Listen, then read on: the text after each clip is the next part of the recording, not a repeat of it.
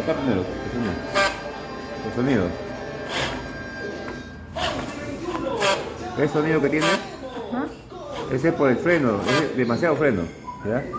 Ahorita yo le he puesto en exceso para que se den cuenta, ¿no? Esto normalmente viene en 10, 15, lo he bajado a 1. ¿Ya? Lo he bajado a 1 y ahí acá el sonido.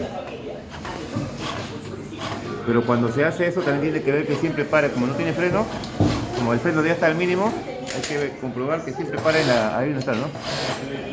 Así, que no pare ni por acá ni por acá, ¿no? Y dice que ahí ya lo puedo dejar, no hay problema. Ya no suena. ¿Ya?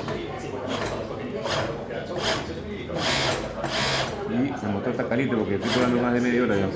Es normal, esa calentura es normal. Entonces, el sonido era por El freno, exceso de freno. exceso de freno. Programación. Programación, ¿no? Gracias.